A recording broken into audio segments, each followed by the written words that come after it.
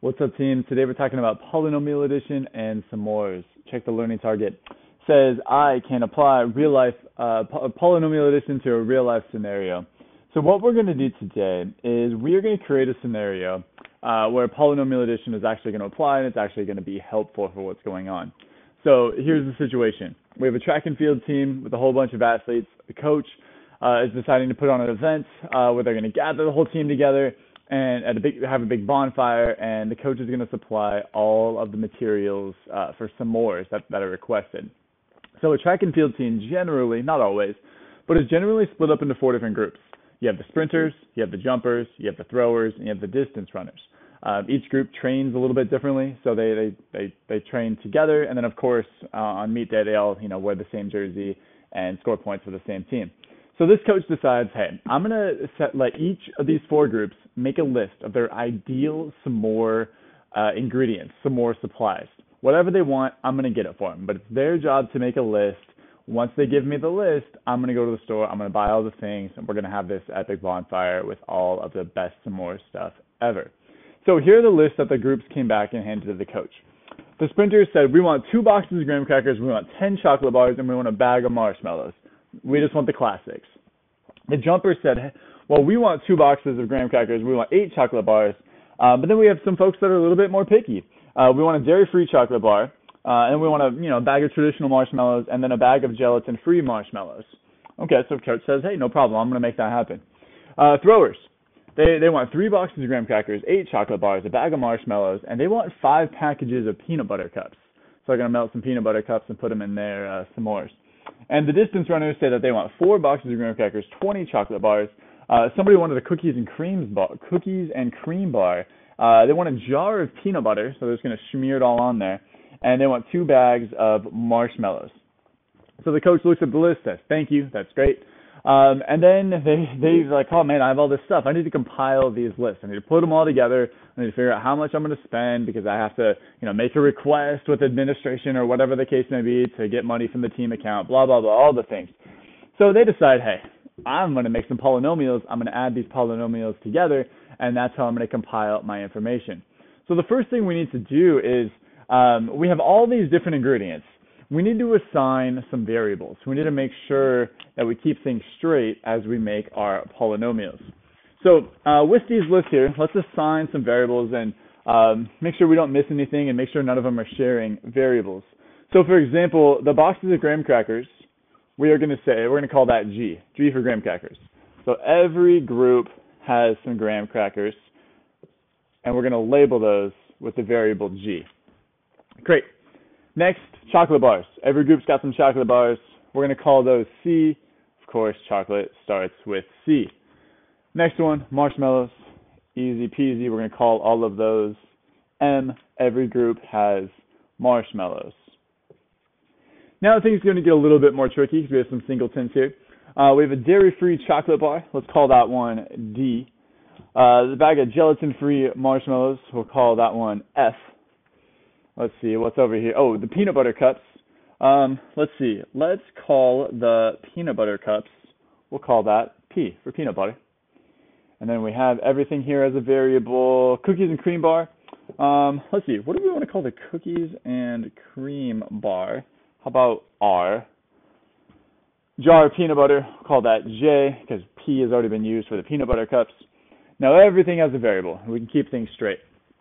So from here, the coach takes the list, and instead of just writing everything out again, the students, the athletes made the list. The coach just wants to make things nice and simple for themselves as they're doing some grocery shopping.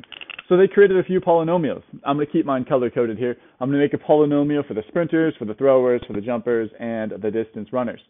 The sprinters polynomial is pretty simple. They have 2 boxes of graham crackers, so we'll say 2G, plus 10 chocolate bars, 10C, and a bag of marshmallows. 1M or just M. So here is the trinomial that represents what the sprinters have requested. Great. Now let's look at the jumpers next. Down here in green, they have 2 boxes of graham crackers. They have 8 chocolate bars. They have 1 dairy-free bar. So that's letter D. They have 1 bag of marshmallows and they have the gelatin-free marshmallows. Great. That's their polynomial. Throwers are next. They've requested 3 boxes of graham crackers, 8 chocolate bars, 1 bag of marshmallows, and 5 packages of peanut butter cups. One more polynomial here. We have our distance runners. They requested 4 boxes of graham crackers, 20 chocolate bars, 1 cookies and creams bar, let's call that R, 1 jar of peanut butter, and 2 bags of marshmallows. Great. We now have these 4 polynomials. Our task here is now to add them. We know that we need to remove the parentheses, rearrange, combine like terms. I'm not going to walk through every single piece of that. What I'm going to do instead is I'm going to jump to combining like terms. I'm going to examine all the variables in each of them, and I'm going to cross things out as I go so I don't miss anything. That's the key part. Cross things out as you go, or erase, or whatever the case may be, so you don't miss any of the pieces when you're working with this many polynomials and everything. So this is nice and easy. It's a trinomial, but then this one has 5, this one has 1, 2, this one has 4, this one has 5. So these are polynomials that don't have special names. So let's just be extra careful as we go. There are no exponents here, so putting them in standard form isn't necessarily a thing. We don't have like an x squared and then an x and then a constant. In fact, we have no constants, and all of these have variables attached to them. The way that I'm going to do this is I'm going to put the more traditional ingredients in the front, and then the kind of singletons, I don't know, the more unique items toward the end. So you could put them in alphabetical order if you choose. You could do another way. I'm choosing to put the items that have the most, they're getting the most of in the front, and I'm working my way down. That's just how I'm choosing to organize this one. So I'm going to start with the chocolate bars. We're getting a whole bunch of chocolate bars.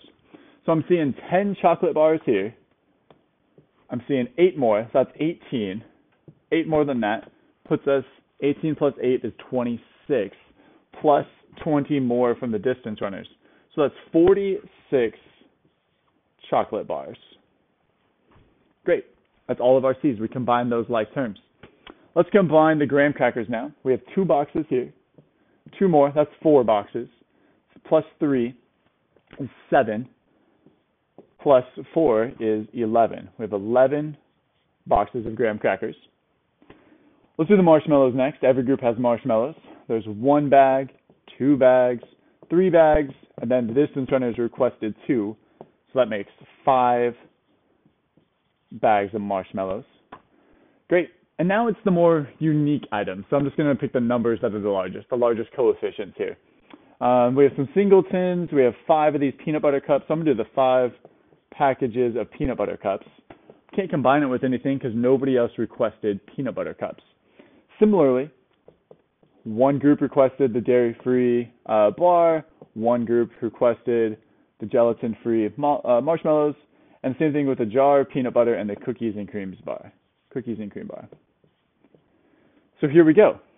We have this new polynomial. It's a little bit gross, but this polynomial is a summary of everything that's over here in all of these lists. 46 chocolate bars, 11 boxes of graham crackers, 5 bags of marshmallows, 5 packages of peanut butter cups, 1 dairy-free chocolate bar, 1 gelatin-free bag of marshmallows, 1 cookies and cream bar, and 1 jar of peanut butter. So now all the coach has to do, if they want to get an idea of the cost before even going to the grocery store, is get the cost of each of these items. How much does 1 bar cost? How much does 1 box of graham crackers cost? How much does a bag of marshmallows? Price it all out, substitute the values in, and boom, they have a number. And of course, from there, they can incorporate sales tax. So here we go.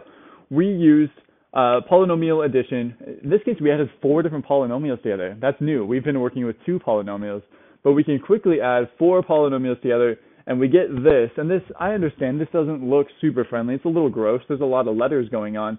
But I think it's plain to see that a list like this, provided that all the variables are defined, is much simpler to work with when going grocery shopping than a list like this. We've compiled all of the stuff that we need. We put it in one short, easy line. And again, we can substitute the cost of each of these items in to get a total price. I'm not interested in doing that for this particular exercise. I'm interested in this piece, the addition of the polynomials. So there you go. This is a real-life application of adding polynomials, a way that's realistic. You could actually do something like this in real life. And for what it's worth, I actually have done things like this in real life. Not necessarily bonfire marshmallows, but stuff like this with organizing, with teaching and coaching and whatnot. So it wouldn't surprise me if you end up in a scenario like this, utilizing polynomial addition. Okay, there it is. Check out the practice problems. Let me know if you have questions. I believe in you.